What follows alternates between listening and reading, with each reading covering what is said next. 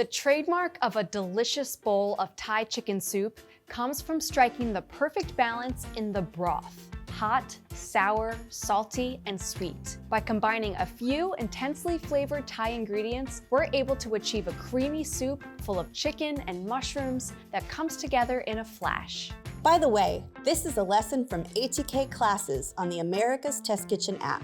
With ATK Classes, you'll get access to a wide variety of lessons filled with masterful techniques, helpful videos, and step-by-step photos. From knife skills and making hand-rolled pasta, to baking and frosting incredible cakes, and so much more. We're going to be making a delicious chicken soup today, but during the process, we're going to go through some step-by-steps of basic soup making that you can apply to future soups. We're going to prep our aromatics so that we can build a nice foundation to our very flavorful broth, starting with some lemongrass. I have 3 stalks of lemongrass here. It's very much worth seeking out. It's minty, it's floral, there's hints of ginger, and there really is no substitute. When you're buying lemongrass, you want to look for stalks that are nice and firm, with the outer leaves nice and light green and white. If the leaves on the outside look desiccated, that means they're probably dry. There are a couple of things we need to do to prep the lemongrass. The first thing we want to do is trim off an inch off the bottom. This is a woody end that's not going to give us anything that we're looking for.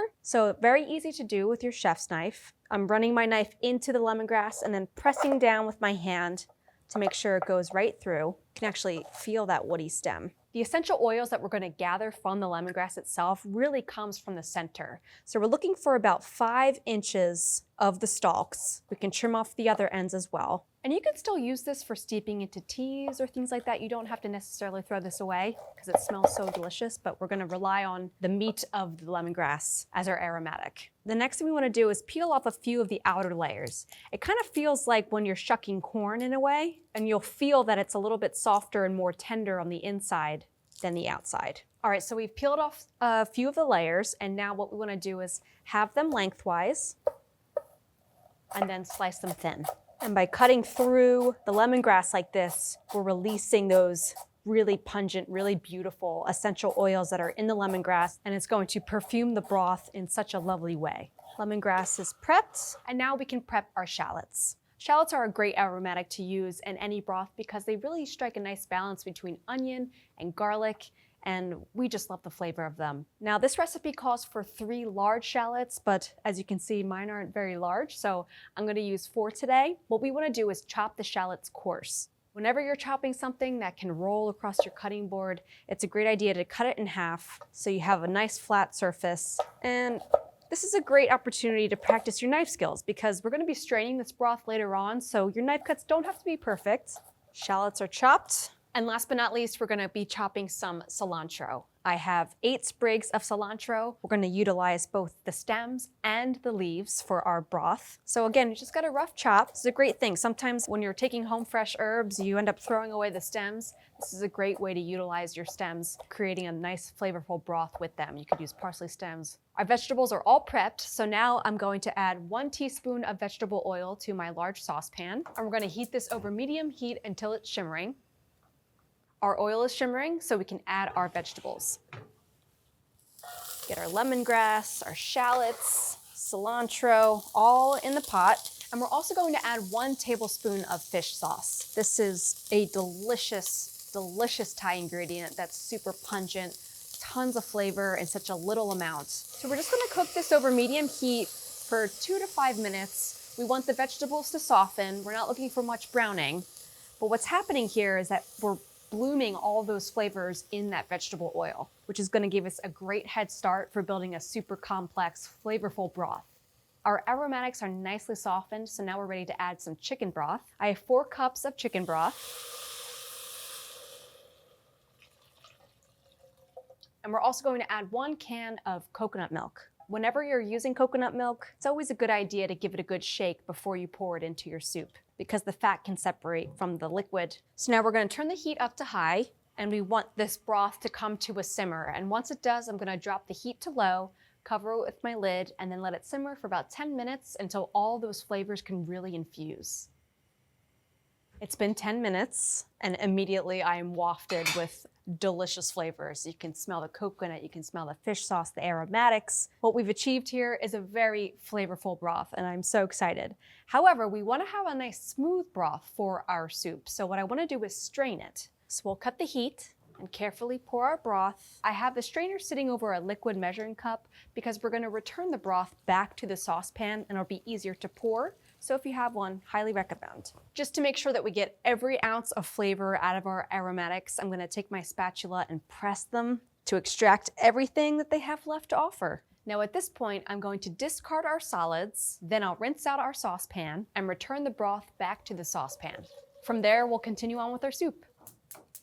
I've been heating my broth over medium-high heat, and now we're going to add a second can of coconut milk. Now what we're doing here is we're layering flavors. The first can of coconut milk we had simmering with the rest of our broth and our aromatics, developing a lot of complex flavor. Here, by adding a second can at the end, we're really highlighting the freshness of the coconut flavor. I'm also going to add 1 tablespoon of sugar to our broth. It's not going to make this taste sweet, it's just going to really help balance out the other flavors, especially the fish sauce. You'll often find recipes that use fish sauce call for sugar because it's very pungent and very intense, and the sugar really helps cut that. So I'll just give this a stir, and now we just want to bring this back up to a simmer. In the meantime, we can prep our mushrooms and our chicken. We're using a ½ pound of white mushrooms, and the way that we want to prep these is to simply trim the stem, and then we're going to slice them thin. So again, we're just slicing these about 1/4 inch slices. And what's great about using the chicken and the mushrooms is that they're both quick cooking ingredients. So we're just going to simply poach them in our super flavorful broth, and then the flavors from the chicken and the mushrooms will go into the broth. The flavors from the broth will go into the mushrooms and the chicken, and they'll all just mesh really, really well together. Now, you could use oyster mushrooms for this recipe, which are much more traditional. However, they are a little bit harder to find, and they can be a bit more expensive than white mushrooms. But if you can find them, please use them. However, they do share a very similar flavor profile as the white mushrooms, so the white mushrooms are a perfect substitute. Next up, we have our chicken breast. I have 1 pound of boneless, skinless chicken breast, and we're just going to slice this super thin so that it can quickly poach in our broth. So I've already trimmed these, and the first thing you want to do is have them lengthwise. A sharp knife is super helpful for this, and then we're going to slice this 1/8 inch thick on a bias. So what I'm doing is I'm angling my knife. Take your time here. If you're having a hard time slicing your chicken, you can put it right in the freezer for a couple minutes just to firm up a little bit, and it'll make it easier. So I'm going to continue slicing my chicken, and then I'm going to give my hands a good wash. Our broth is up to a simmer, so now we're going to reduce the heat to medium, and we're going to stir in our mushrooms. So now we're going to let the mushrooms poach in our broth for 2 to 3 minutes until they're just tender. All right, it's been a few minutes. Our mushrooms are just tender, so now we're ready to add our chicken. Use my tongs here. We slice that chicken nice and thin, so it's not going to take too long to cook, about 1 to 3 minutes. I'm going to continuously stir the chicken until it's no longer pink. Our chicken looks nice and opaque now, so we're going to cut the heat. And if you are using an electric stovetop, you want to make sure to remove your saucepan from the burner because it's going to stay warm for a longer period of time. So now we're ready to finish our soup. We've created some really complex and rich flavors with the soup between the coconut milk and all those aromatics. So we're going to create a nice, bright and acidic stir-in that's going to waken all those flavors up. Starting with some curry paste. This is 2 teaspoons of Thai red curry paste. It's kind of our secret weapon for this recipe because it captures lots of Thai flavors like galangal, makrut lime, and even lemongrass, all in one easy to find concentrated paste. I'm going to add 3 tablespoons of freshly squeezed lime juice, as well as 2 tablespoons of fish sauce. And we're just gonna whisk this together. Normally when we're working with curry paste, we add it in the beginning when we're sauteing our aromatics, but by stirring this in at the end of cooking our soup, we're really highlighting those punchy, bright flavors that's gonna, again, wake everything up. All right, so we'll stir this right into our soup. You can already see that neon hue from the curry paste, adding a bit of color to this. And now we're ready to make a bowl. You can see those perfectly cooked mushrooms, that poached chicken, but there's just a few more things we need to add. Every good soup gets served with a great garnish, whether it's something crunchy or a drizzle of olive oil, and this recipe is no exception because we have lots of fun garnishes to add to our soup.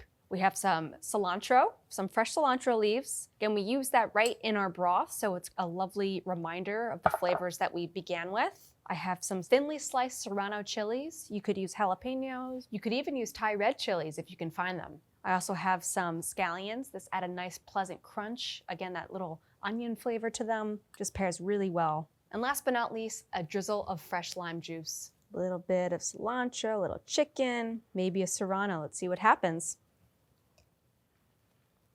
Incredible. So many different levels of flavor there. It's rich yet light at the same time from the lime juice and the Thai curry paste. Love the textures from the garnishes. The chicken is cooked perfectly. The mushrooms are great.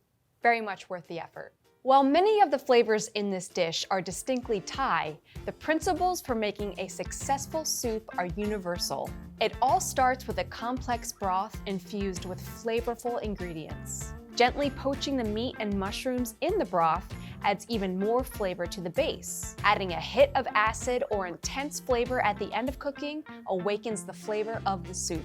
And no soup is complete without a great garnish. Fresh cilantro, spicy chilies, and crisp scallions round out the comforting flavors and textures of this Thai chicken soup. Now that you're on a roll, why not take the next step? Download the America's Test Kitchen app and start learning with ATK classes today.